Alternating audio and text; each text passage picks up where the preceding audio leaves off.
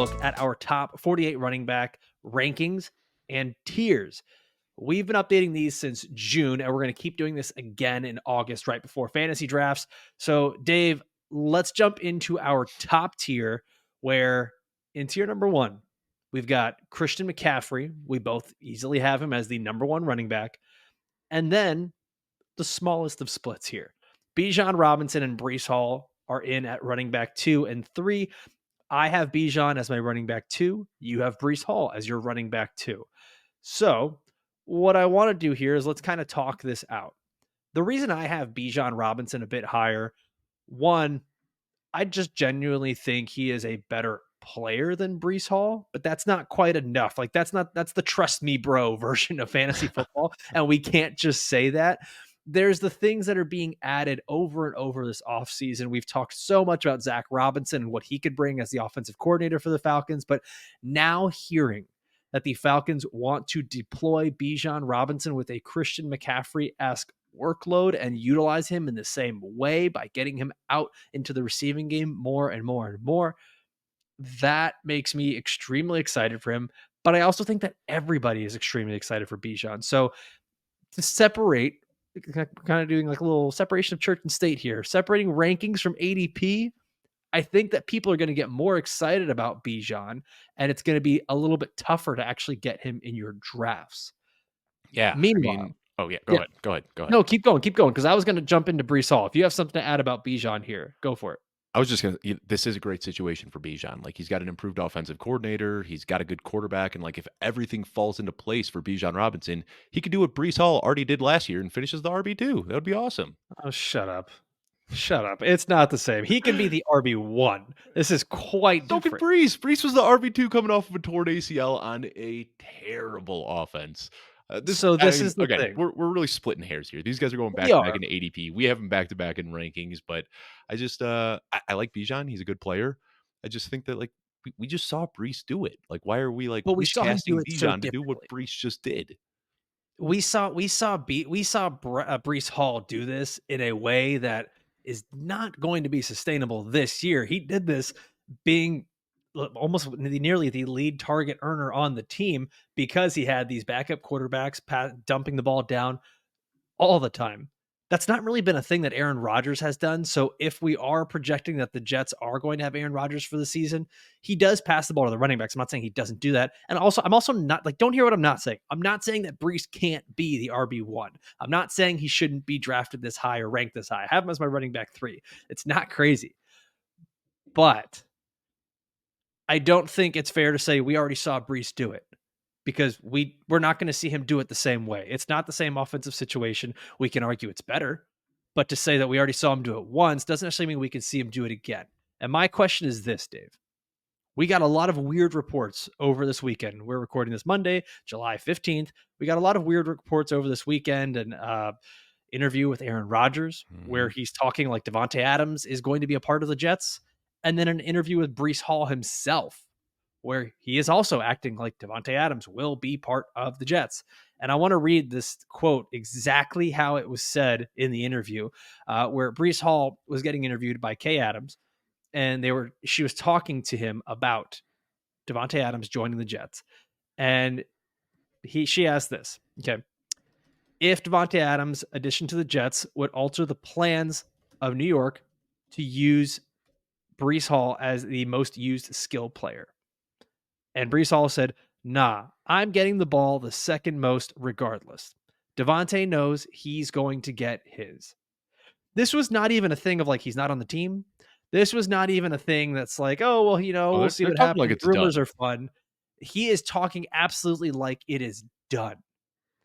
And if he's saying Davante's going to get his, well, Garrett Wilson's got to go get his too. And now Breece is going to get his. And I'm not saying it can't happen, but there's got to be some room for worry here if Davante Adams joins the Jets.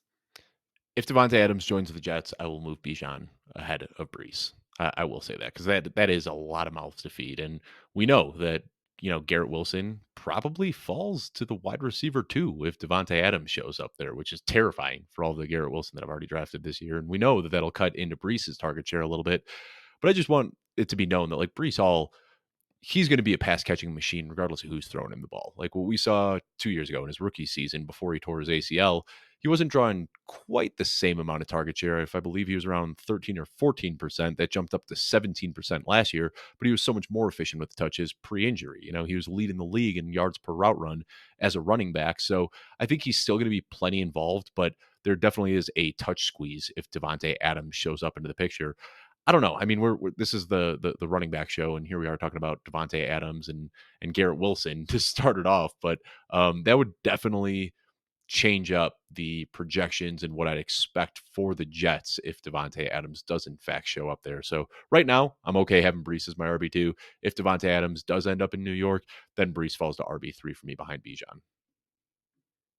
Final thing on this, if anything, my argument for why Breece could be the RB2 or even the RB1 is that the Jets offense is just going to be better and he'll get more scoring opportunities. But like I'm not even trying to lean on the passing stuff because we don't know what's going to happen there. But if the offense is better, then yeah, Breece gets more scoring opportunities. Let me ask you real quickly before we move on to the Yeah. next. How many touches do you think Breece Hall had last year inside the 10-yard line? I know that the Jets were last in plays inside the 5-yard line, so I know it's incredibly low for Breece.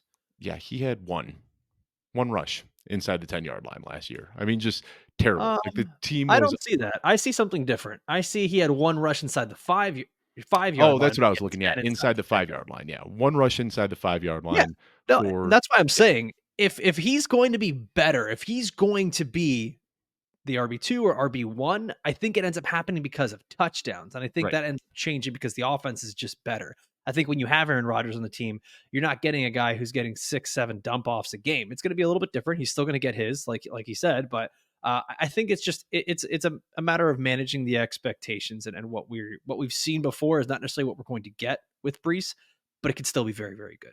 And here's the last thing I'll say about this tier. I prefer, Christian McCaffrey is my 101, and then I prefer a few of the wide receivers, Tyreek, Chase, Lamb, Amon-Ra, ahead of these running backs. But if these Yes. running backs go off the board 1, 2, 3, I don't think there's anything wrong with that. Like if you've got the second or third pick and you want to take Breece Hall or Bijan Robinson, I think that is a totally fine pick, whether it's PPR, non PPR. Like like we've said, all three of these guys have a very good chance to finish as the overall RB1. And while I prefer the wide receivers ahead of Breece and Bijan, wouldn't fault anybody for wanting to take the running backs 1, 2, 3 off the board. I want to remind everybody, we've got a bunch of ways for you to enjoy this show. You can enjoy it here watching on the YouTube channel, youtube.com/@footballguysfantasy. Make sure if you're already watching that you like this episode, leave a comment down below and subscribe to the channel. Of course, the YouTube episodes come out the day before. So you're going to get early access to all of our content the day before by being a YouTube subscriber.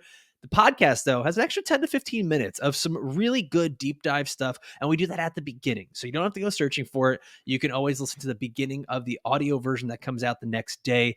And I want to let everyone know we've got a giveaway for our listener league. We are still doing this. It is exclusive to our YouTube subscribers. So if you're listening to the podcast, head on over to YouTube right now.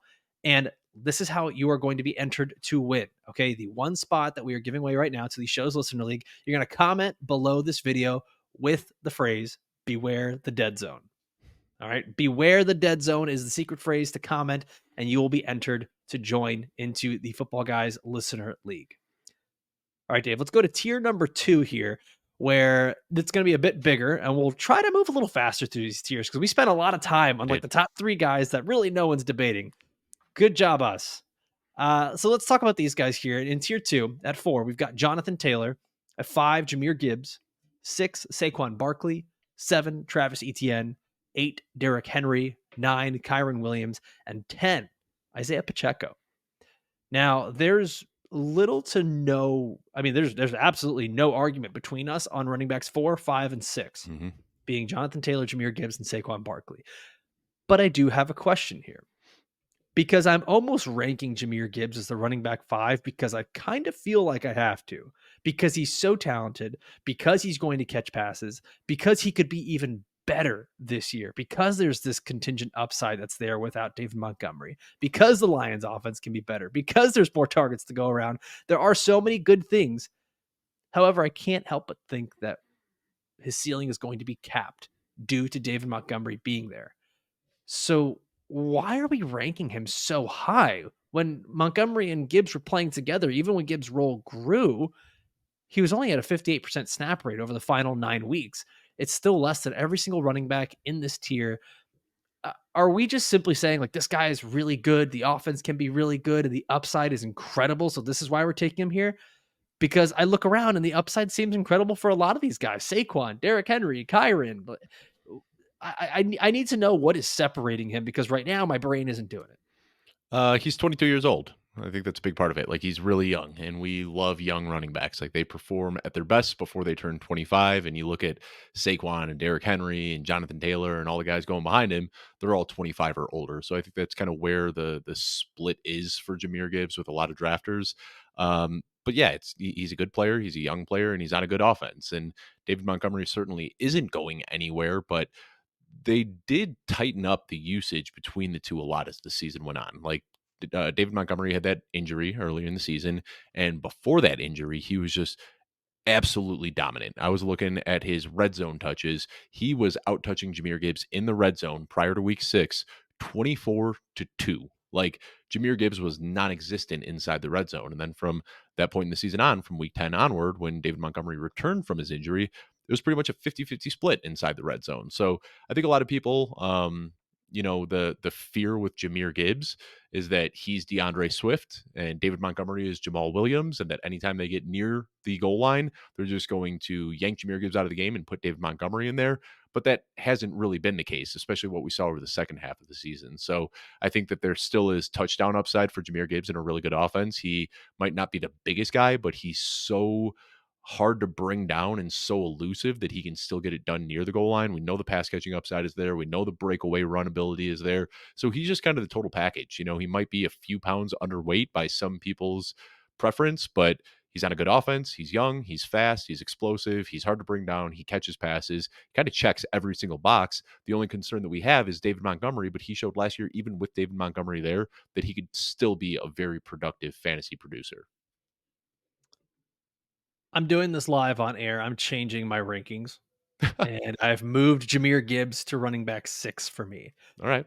because it's less about I mean, it is about the workload, but it's also more about, okay, Jahmyr Gibbs is going to have to be splitting carries with David Montgomery.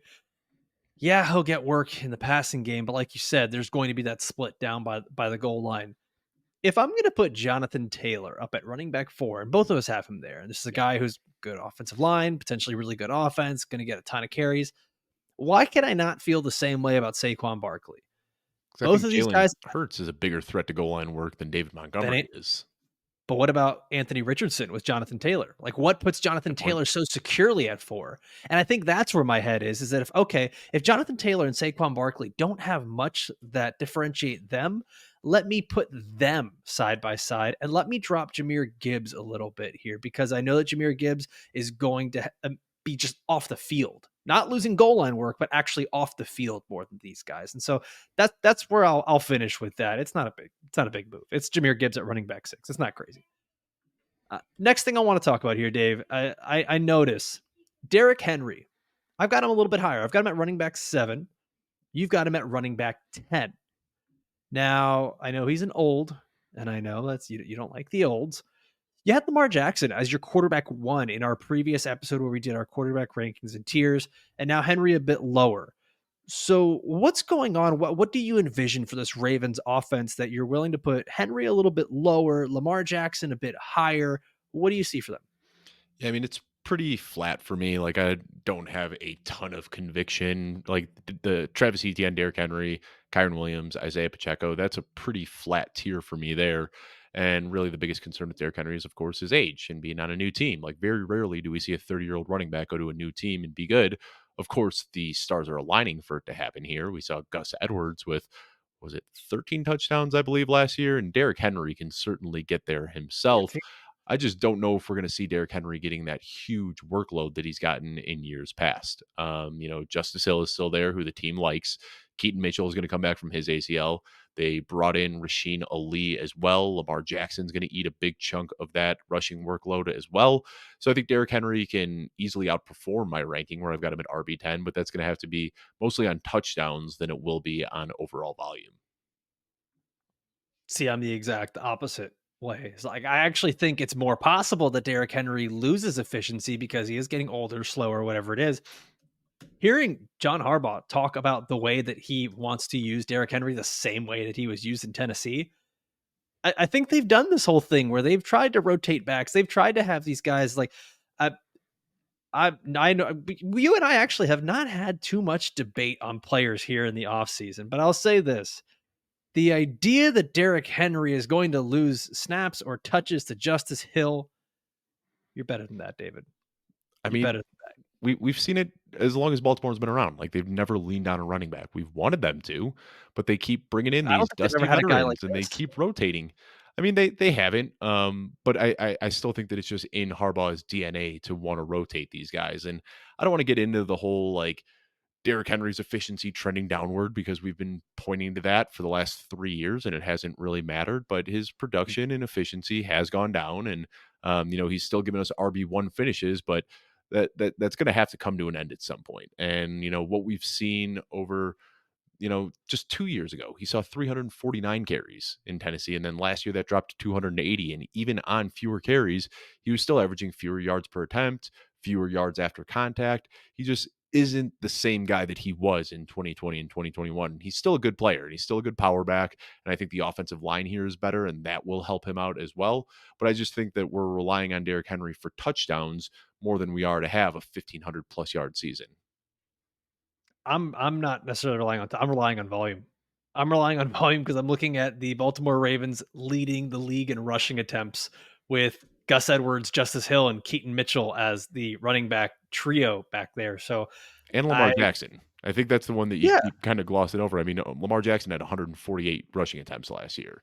That's a lot, and that's going to cut into the overall pie for Derrick Henry. fair, fair. But to me, it's still like he's closer to the guys like Jonathan Taylor and Saquon Barkley than he is to being behind these guys like Kyren and Pacheco, who round out this tier for us in tier two. And I think we can say this. I think that each of these guys has an opportunity. I almost feel like there's a tier within the tier. Maybe those first three guys, Yeah, Taylor, Gibbs, Barkley, yeah, like they can actually jump up into that first tier. Whereas I don't know that Etienne, Henry, Kyren, or Pacheco right. really do that. Um, Isiah Pacheco just remains that guy who I think you and I both really love, and he's the last player in this tier. It almost feels like the perfect first running back to go out and grab if you do start out with two wide receivers in a draft. All right, let's go to tier number 3, where at 11 we've got Josh Jacobs, at 12 Alvin Kamara, 13 Ken Walker, 14 Devon Achane, 15 Joe Mixon, 16 Rachaad White, and 17 James Cook. We've talked quite a bit about Devon Achane and James Cook as being guys that you and I are willing to just pass on in drafts. We are okay not taking them, especially at their average draft position. But there's two guys at the top of this tier, Josh Jacobs and Alvin Kamara, who I think a lot of people were really excited about Josh Jacobs going to the Packers. I wasn't really one of them, and it seems like you aren't either. Like we're kind of okay having him at running back 11 and 12, where we have him here. Kamara is a guy who you and I have both been surprised that he's getting ranked so low. I noticed you dropped him a little bit here in your rankings too. You got him at running back 13. I've got him at running back 11. I do see that these are two guys who we could continue to see them decline, right? Like we know that their rushing efficiency has declined. That's never been their thing. For Jacobs, I get more worried because his thing has been the volume and the touchdowns, whereas Kamara, it's been the receiving work, right? And the incredible target percentage that he gets. So even though the rushing efficiency is going down, the usage just stayed very high. Are these two guys that we think the volume stays high, and could they actually jump into that next tier, or are they just kind of like the best of what's left over here? Yeah, Josh Jacobs is so tough for me to kind of project what I Yeah. expect from Jacobs because we've never really seen the Packers lean on a bell cow. And I know personnel changes tendencies, but like you look at Green Bay, you got to go back to Eddie Lacy to see the last time that they like really leaned on a guy.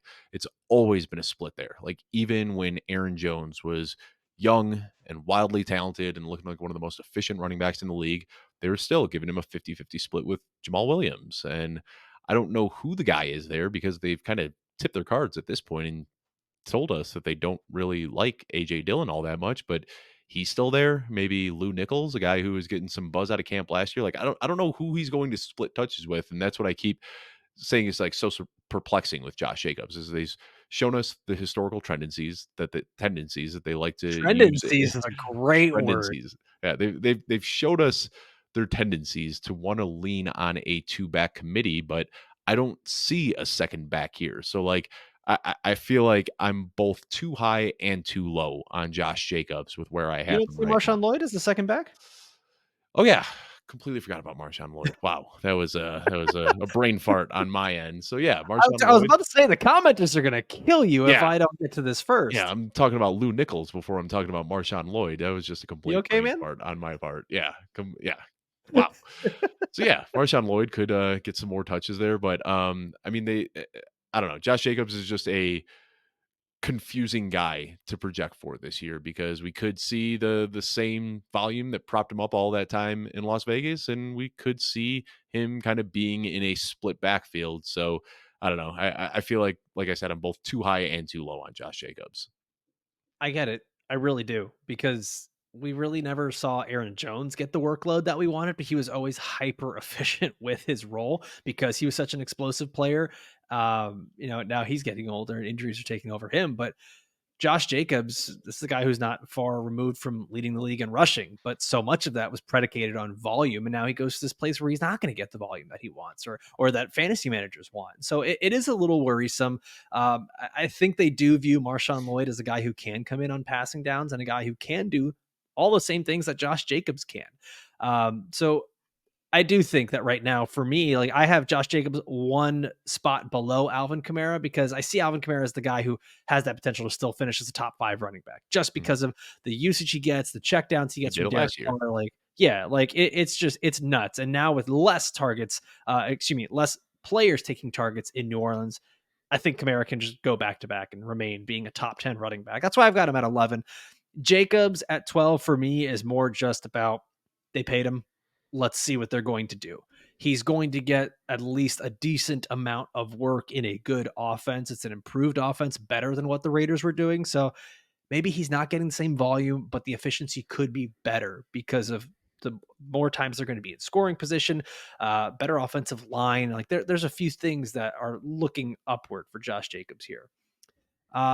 Dave, Rachaad White is a guy that's on this list that we've got here at running back 16. You've got him at running back 14. I've got him at running back 16, averaged out to be about the same as some of our other guys here. We actually have a 3-way tie between Devon Achane, Joe Mixon, and Rachaad White. But yeah, just got to put someone in order, right? So Rachaad White, we are lower on him than most people, most analysts throughout the fantasy football industry. Even within our own company here at Football Guys, he's the consensus RB 11 for Football Guys. So we're quite a bit lower. Another guy very similar to Jacob, so much of his value is predicated on volume, but more specifically receiving volume, which is going to be different. The Bucs go out and they draft some pass catchers, Jalen McMillan, Bucky Irving at the running back spot. And then they're going to be moving Chris Godwin into the slot for some more easier targets.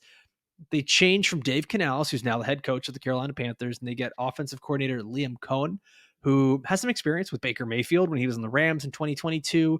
So we got to see, I don't want to say we saw too much of him because we don't know how much was the Sean McVay imprint.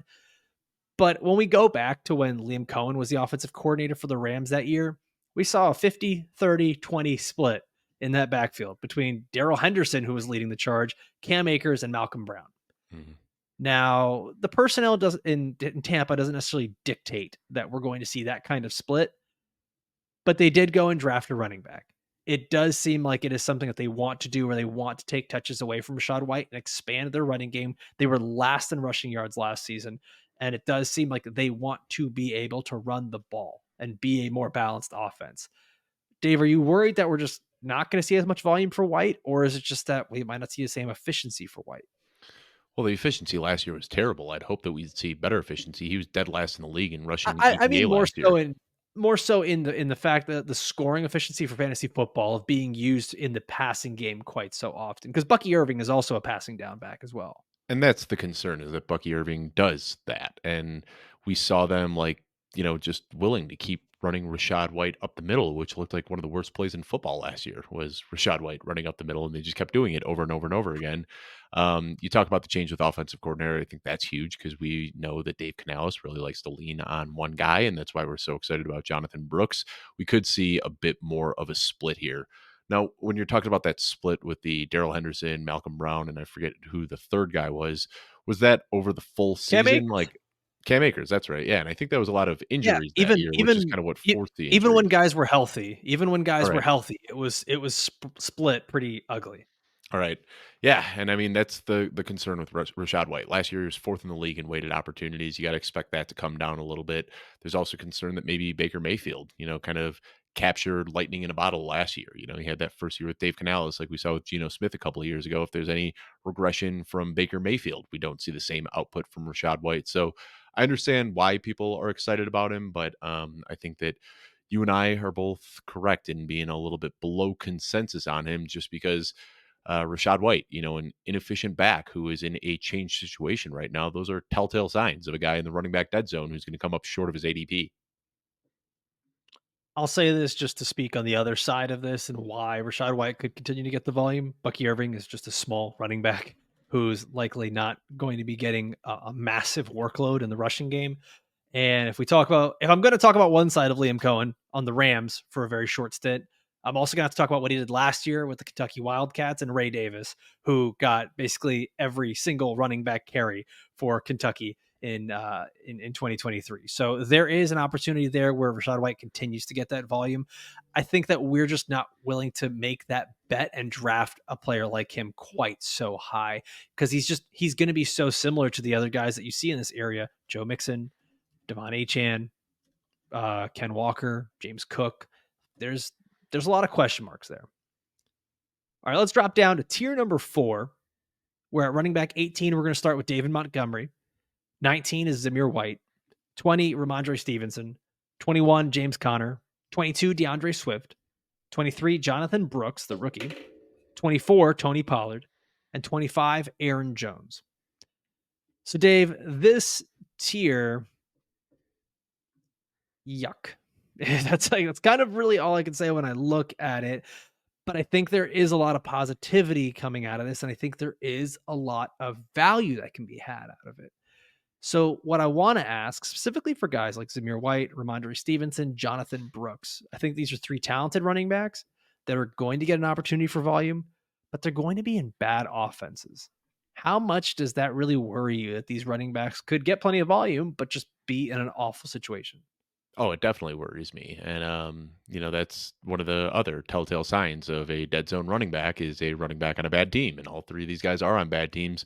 The reason I'm willing to bet on Jonathon Brooks a little bit more than Zamir White and Rhamondre Stevenson, first of all, ADP, he typically ends up being the cheapest of the bunch, but mainly because I expect the offense to improve. It can't get much worse than it was last year, or at least we want to hope so.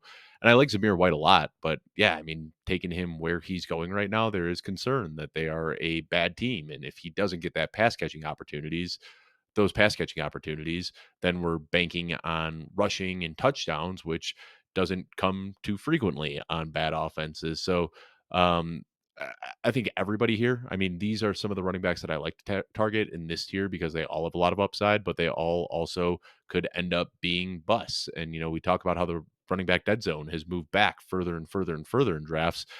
I think it's moved to the point where these guys are your typical dead zone running backs. Like this is the meat of the running back dead zone. But getting to draft these guys in rounds 5, 6, 7, 8, 9 is so much more palatable than where we would have been buying them in years past in the second and third rounds. So there's definitely risk here. All these guys could end up being, completely wasted picks. But what if Zamir White just keeps ripping off breakaway runs the way they did last year and scores some touchdowns, and all of a sudden he's smashing his ADP? Or what if Jonathon Brooks bounces back from the ACL and Carolina's a much better team? You can talk yourself into the what ifs with all of these guys. what if Rhamondre Stevenson just eats up checkdown work from Drake May in this new offense? We know Alex Van Pelt likes to get the running backs going in the pass catching game. So there's outs for all of these guys to outperform their ADP, but being on a bad offense sets them up to have close to no floor where these guys could end up being the clear cut RB1 on their team and still finish outside of the top 40. So there's a guy here who, I was kind of surprised because I started to think like, well, are we overlooking DeAndre Swift? DeAndre Swift has been a talented running back for years and years. You're our resident Bears fan. DeAndre Swift has not finished outside of the top 23 running backs yet in his career. He's always been an RB2. His price is that of an RB2. Now he goes to an offense that should be improved. Maybe not better than what he had in Philly, but like we talked about with Saquon Barkley, Jalen Hurts being there could be more opportunity for him to actually score. Is this a guy that we're kind of losing in the shuffle because he's on a new team that has some other running backs? Talk to us about this. How confident should we be in DeAndre Swift, or should we just be worried about him? I'm worried about him, and my comments on DeAndre Swift are going to rub a lot of people the wrong way. But I think DeAndre Swift was one of those guys that like the numbers don't tell the story. Like you look at his numbers and like, yeah, he's got great efficiency numbers and on a per touch basis, he's been really efficient with what he does.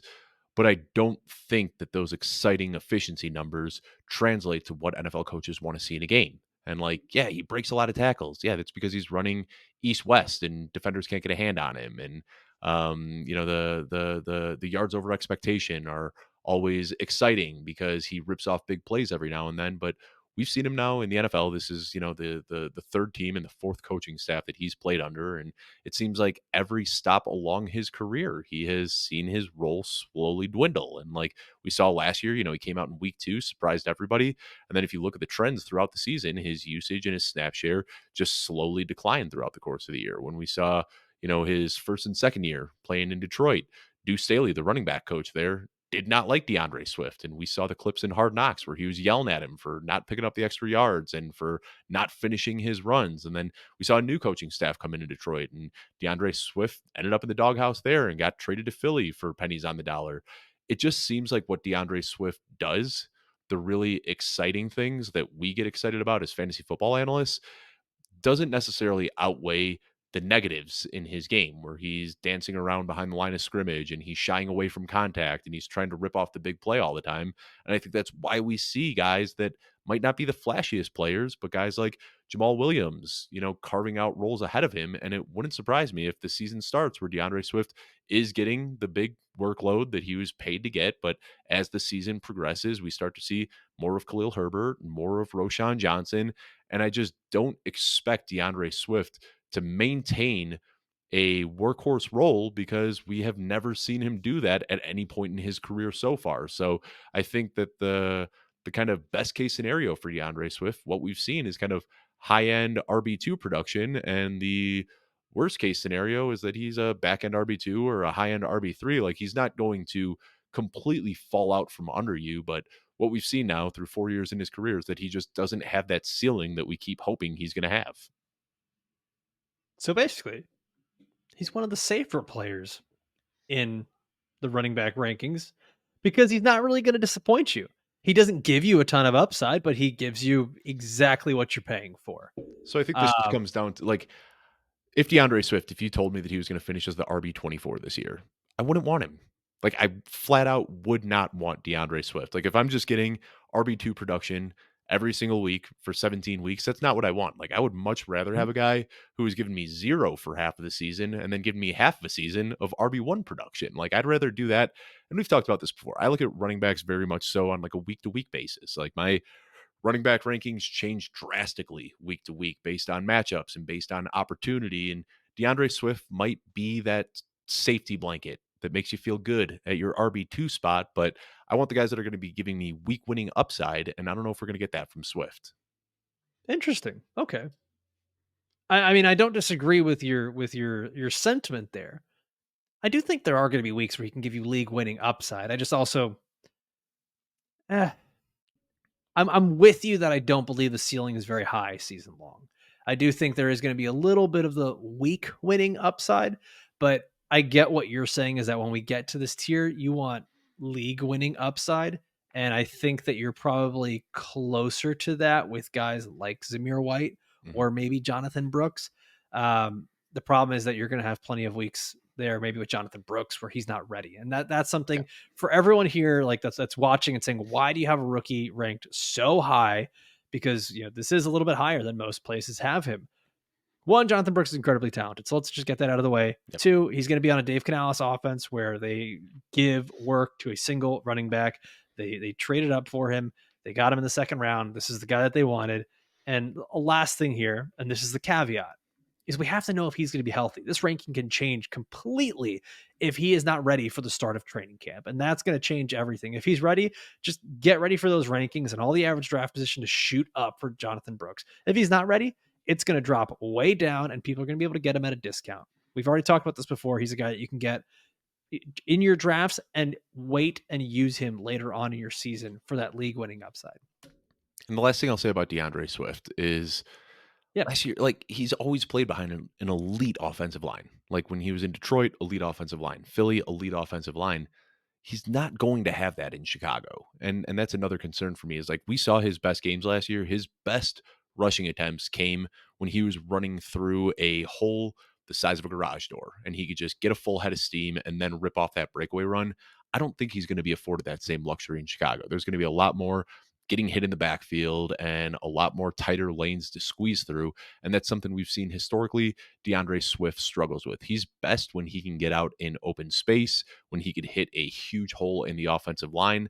And that's something that we've never really seen Chicago be able to generate from their running backs. I think you just wanted to talk about the Bears a little more. I Yeah, don't mind maybe. it. All right. Tier number 5 here. Running back 26, we've got Najee Harris. 27, Jaylen Warren. So we got the Steelers players back to back. At 28, Bijan Robinson. 29, Raheem Mostert. 30, Javonte Williams. 31, Ezekiel Elliot. 32, Gus Edwards. 33, Jerome Ford. 34, Devin Singletary. 35, Tyjae Spears. 36, Zack Moss. And 37, Austin Eckler. So, Dave, what I want to know here is this is the part of the draft where we've talked about this before, where you want to go for guys that have tremendous upside, right? Like that, these are the guys that are getting drafted in the later rounds. We want to see them have the great upside. We touched on this a little bit talking about DeAndre Swift in the last tier. Who are the guys that end up having the most upside for you? And is it more along the lines of maybe explosive playmakers like a Jaylen Warren or a Raheem Mostert or a Tyjae Spears? Or is it the guys that do have potentially heavy volume, like a Gus Edwards, Ezekiel Elliott, Devin Singletary, Zack Moss, players like that? Who ends up having the most upside out of this group for you? So for me out of this group, it is Jaylen Warren. Like Jaylen Warren is the guy that I really, really, really like. And I've talked about him a lot, just on an efficiency basis. Like he has been one of the most efficient running backs in the league. I was trying to pull it up right now because I know I read it off on a show recently, but just like top 10 in so many stats, like broken tackle rate, breakaway run rate, yards after contact. Like this guy has just been an efficiency machine. He also gobbles up a ton of targets as well. So Jaylen Warren is a guy that I flat out have ahead of Najee Harris. And like probably would project more work to go to Najee Harris than I would to Jaylen Warren. But, Warren just has so much more upside that if, Warren goes down, we still know what we're getting from Najee Harris. If Najee Harris goes down and Jaylen Warren is the lead back, then we could be looking at, top 5 production. He is that good. So that's what I like here. As for like who I want to target in this tier, so much of this comes down to who we drafted early. And I think that you and I kind of showed this in practice when we did that live stream last Friday, where we took Zamir White, and we took Zamir White because we already had Jonathon Brooks. And when you draft a guy like Jonathon Brooks, who isn't going to be ready in the early season, that's when you want to pair him up with one of those like safe guys who projects for early season volume. So same thing, like if I'm swinging for the fences on my early picks and I'm, ending up with Devon Achane and I'm ending up with Jonathon Brooks, let's throw him out there again. And some of these guys that are risky and we don't really know how it's going to work out or when they're going to fall into the workload that we want to see, then I think it's okay to pair him up with a guy like Ezekiel Elliott. If you've got this running back 1 and running back 2 that are kind of shaky with no projectable volume at the time, then you pair him up with a safe guy like Ezekiel Elliott or Gus Edwards or Najee Harris or something like that. But typically in the early rounds, you're taking guys that project for significant workloads. So then when I get here and I'm drafting my RB2s, RB3s, RB4s, I'm going primarily for upside, and that's why I find myself often targeting guys like Jaylen Warren instead. So the guy that sticks out to me that I keep looking at in this group is Javonte Williams, and I've talked about him plenty this offseason, so I won't deep dive here on this. He's the guy that we've seen be a top 20 running back, be a top 15 running back on a per game basis. We've seen him get used in the passing game. We've seen him be incredibly efficient in the rushing game. But what we've also seen is him get injured. And we've also seen him try to come back from injury and not look the same. This is going to be a guy that's 2 years removed from a horrendous knee injury. I know that a lot of people are getting very excited about Jaleel McLaughlin, but this is a guy that, once again, we'll keep saying it. He's about 185 pounds soaking wet. This is a player who's not going to be getting a monster workload. We've seen Javonte still be able to be successful in fantasy football while splitting time with someone else. The Broncos have already had this buyer's remorse about Audric Estime, who they just drafted, which has just been a very weird story going on. And Javante's now going to be in a contract year. I really like investing in running backs that are going into contract years, whether it's because the team themselves are just going to put a ton of volume on him and just run him into the ground, or because he wants to prove himself. Typically, one of those things ends up happening. And especially when it's a talented running back, I'm absolutely willing to take that bet, especially because it's later in drafts. That's why I've got Javonte a little bit higher, but he sticks out to me as a guy that's got a ton of upside. And just another name, just want to throw into the ring there. We won't even talk about him too much. Brian Robinson Jr. Mhm. I'm excited to see what he can do, because I think that his price has been suppressed with Austin Eckler being on the Commanders, and I think he's actually going to be the guy to target in that backfield, Dave. Yeah, I agree there. As for Javonte Williams, I mean, he's another guy that I just like don't really have a strong take on. Like, you could make the upside and the downside case. Like, yeah, he could be the player that he was pre-injury, where he was one of the most efficient backs in the league, catching a ton of passes, breaking a bunch of tackles, scoring a bunch of touchdowns. That's all possible. Or the other outcome is that Sean Payton continues to deploy this frustrating committee. Like Samaje Perine, who we expect to get cut, is still there, unfortunately. And Jaleel McLaughlin, who sure he's a little undersized, he's still there, and he's gonna garner 8 to 10 touches per game. And maybe Audric Estime is a thing, maybe he isn't. We're already hearing a drumbeat for Blake Watson out of camp as well. So I think that's my biggest fear with Javonte Williams, is just that regardless of how good he is, that Sean McVay is just going to want to have this rotation of running backs. So that's why the stance that I've been taking when drafting the Broncos running backs, I'll sprinkle in some Javonte Williams here or there, but I just like Jaleel McLaughlin because he is so much cheaper and could end up with a similar workload. But the upside case for Javonte Williams is, like I said, that he just returns to the player he was pre-injury, and you just got yourself an absolute stud in round 10. So the thing that I look at is that Javonte was the running back 30 last year in an absolute worst case scenario, where there was Jaleel McLaughlin jumping in, there was Samaje Perine jumping in, he was recovering from this injury, and he was on a 50% snap share. I just think that there's a ceiling there. I really do. All right, let's move on here. Going to our next tier number 6, where we start off at running back 38, Trey Benson. 39 is Zach Charbonnet, 40 Blake Corum, 41 Nick Chubb, 42 Chase Brown, 43 Jaleel McLaughlin, 44 Ty Chandler, 45 Chuba Hubbard, 46 Rico Dowdle, 47 Marshawn Lloyd, and 48 Tyler Algier. So, Dave, we can present upside cases for all these players. There's very obvious upside, contingent upside for guys like Trey Benson, Zach Charbonnet, Blake Corum, Ty Chandler, a bunch of these guys.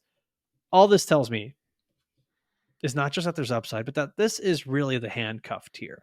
And so what I want to talk a little bit more about here is, rather than talking about the players, is what ends up being your handcuff strategy in drafts. Do you try to handcuff a running back that you drafted earlier? Or do you try to do what JJ Zacharyson, a friend of the show, has talked about so often, which is go get someone else's handcuff? Because now you have 2 starting running backs instead of just having a guy who's worth nothing on your bench. What tends to be your handcuff strategy, or do you just avoid it altogether? Oh no, this is where I thrive. This is my favorite tier of running backs. Like, I'm trying to leave every single draft with 4 or 5 of these running backs. And I purposely try to avoid spending too much early round draft capital on running backs because I want to keep that open specifically for these guys. And like, I don't think there's anything inherently wrong with handcuffing your own running back. Like, if you get Kyren Williams early and Blake Corum sitting there, yeah, go ahead and draft Blake Corum. Like, especially in that situation, we know that Sean McVay is probably going to lean on one guy pretty heavily. So basically by doing that, you've locked up the RB1 for the Los Angeles Rams. James Conner, getting up there in age. Yeah, if you want to go out and draft Trey Benson, I don't think that's the end of the world. But I think that just drafting any of these guys, regardless of whether you have the lead back on that team or not, is a good strategy because, let's say you don't have Kyren Williams and you've got other running backs on your team, but you do draft Blake Corum. And then Kyren Williams goes down. You've either got an RB1 that you can elevate from your bench into your starting lineup, or you have one of the most alluring players that you can throw out on the trade block in your league. So these are the guys, like, it's very, very rare that we see wide receivers going in this range that spike in value midseason. Like, you start looking at where these guys are getting drafted late in the drafts, along with guys like Darnell Mooney and Demario Douglas and Adam Thielen.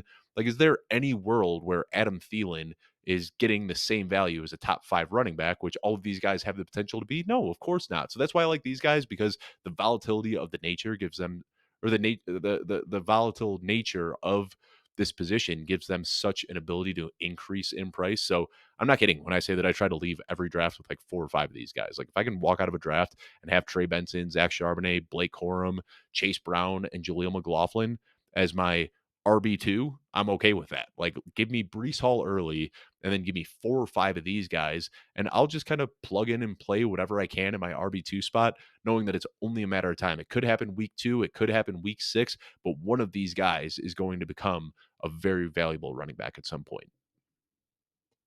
So we talk about these running backs becoming valuable at some point, but what about the players in this tier that don't necessarily need an injury or they don't need a circumstance to all of a sudden become valuable? They can be valuable on day one. Is there anyone that stands out to you from this group? Because I could see a couple here. Nick Chubb being one, Yeah. who obviously we just Squatting have him this 540 low. pounds this morning. Did you see that video going around? Yeah, with an earthquake bar. Yeah, Yeah. he's phenomenal, phenomenal. He's just a fantastic player. Uh, he's a freak of nature, man. Like, he really is. It's normal for us to be worried about the knee injury, especially at his age, right? So that's why we've got him ranked a little bit lower. He's one of the guys that stands out to me as like a very obvious. He will have value without someone else going down. It's just a matter of how much value will he have, right? And does Deontay Foreman work into that? Does Jerome Ford steal more touches? Do they go into a more heavily passing reliant offense there in Cleveland? We're not sure. Another guy that stands out to me, and it's not my baby Ty Chandler, who I'd love to talk about, but if I'm gonna stay honest to this subject here, Rico Dowdle becomes a guy that, like, he could actually be the starter in Dallas. Like, we Yeah. genuinely don't know. I think there's absolutely a case for Zeke being that guy, but like, there could just be a very 50-50 split here where Rico Dowdle's getting tons of work. Dave, I who think Chase stands Brown. out to you? Chase Yep. Brown is like the really Yep. interesting guy. And like, we think that Zack Moss is going to get the early down work. And then we think that Chase Brown is going to get the down and distance type of work and the late game type of work. But we don't know that. Like, we just think that's what's going to happen because that's what we saw with Joe Mixon. But Joe Mixon's out of the picture now. Brian Callahan's out of the picture now. It's going to be a new offense. We've got new running backs there. And Chase Brown last year, man, like, he's good when he gets the ball in his hand. Like, he is as explosive as any running back can be. Now, obviously, the concerns are the size. He's a little bit undersized, so maybe they don't want to put 15 to 18 touches on him every single game. But what if we're wrong about that? And what if they just utilize him the same way that we saw Jahmyr Gibbs utilized last year, where he's splitting goal line work and he's getting all the passing down work and he's getting a handful of early down work, and all of a sudden he could be a very valuable guy as well. And then I think the other intriguing guys are always the rookies, because like in our mind, we say, Blake Corum is there. And if Kyren Williams gets hurt, then Blake Corum's going to be good. And Trey Benson's there. But if James Conner gets hurt, then Trey Benson could be good. And if Josh Jacobs goes down, Marshawn Lloyd could be good.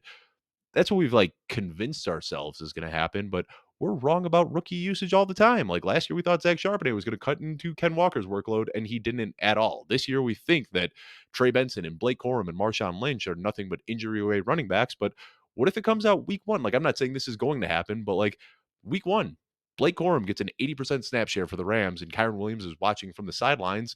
It could happen. Is it likely? No, but like it could happen. Or maybe Josh Jacobs is it a 50-50 split with Marshawn Lloyd, or we think we know what's going to happen with these rookies, but we don't. Like, what if Trey Benson is just balling out in camp and the Cardinals say, like, we can't put this back in the bottle. Like, Trey Benson is too good, and they decide to trade James Conner, or there's just so many outcomes for these rookies to find paths to relevance in ways that we can't even imagine right now at this point in the offseason. That's why I like taking these rookie running backs late, just the unknown that they could break into roles that we don't anticipate.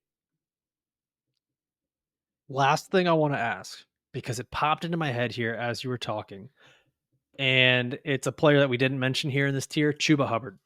Uh-huh. We talked a lot about Jonathon Brooks, and we talked about being patient with Jonathon Brooks and the usage that rookie running backs can get here. We talked about these guys being the handcuffs. This is a very different situation in Carolina, where we know there's a coach that uses one running back. If we find out that Jonathon Brooks is not going to be playing for, let's say, the first 4 weeks, the first 6 weeks of the season, but we know he'll be back and he will be playing and he will have a role, do you draft Jonathon Brooks and Chuba Hubbard because it means you're going to have the Panthers starting running back getting volume all season long? Is that a strategy you would consider? Yeah, and then, Miles Sanders comes out and is the guy that we thought he'd be 2 years ago, right? That's what happens when you draft Chuba Right. Hubbard and Jonathon Brooks. But no, I've been drafting Chuba Hubbard as well, especially in some of these where I do get the rookies and the young guys early in the season that might take some time to pan out, because Chuba Hubbard, I think, is a guy that we can project some early season workload for. I mean, last year from week 13 onward, he averaged 22 opportunities per game. Like, that was elite usage, like truly elite usage. Like, he was getting like Breece Hall, Christian McCaffrey type of usage in Carolina. Unfortunately, it just didn't matter because over those 6 games, he scored 3 touchdowns. Like, the Carolina just couldn't score, and that is kind of what ended up impacting him. But if we expect this offense to be a little bit better with the improved offensive line, new offensive coordinator, new pass catchers, and you start putting that same workload on Chuba Hubbard, then all of a sudden we could be looking at him as a potential top 10 guy until Jonathon Brooks comes back. So that's not one where I've liked drafting both. I understand the case for it, where you say, maybe Chuba Hubbard takes over the work early in the season, then Jonathon Brooks comes and he becomes the late season guy. And it seems really easy to kind of say that now in July, but the NFL is chaotic and things don't always work out that easily. So typically, if I'm making a bet on Chuba, I'm out on Jonathon Brooks and vice versa. I like drafting one or the other in as many drafts as I can, but I don't typically find myself drafting both of them in the same drafts. Well, there you have it. 48 running backs, 6 tiers. Dave Kluge and I went through all of them. We've already done our quarterbacks. We went deep with running backs. We're going to be back again on Wednesday with our top 48 wide receivers, rankings, and tiers as rankings week continues. I think I'm going to make it to the end of this episode without having to cough because my throat is closing up really Yeah, quick. I mean, you can mute it and let it out, man. Like, I've been hearing you battling with the frog for There the we last go. 5 minutes. Enjoy that here at the end of the pod. I want to thank everybody for watching and listening to this episode. Don't forget to subscribe to the daily news update from Joe Bryant. You can get all of your fantasy football needs into your email inbox every single day. We'll have the link in the description down below. For myself, for Dave, thanks for watching. We'll see you next time. Adios.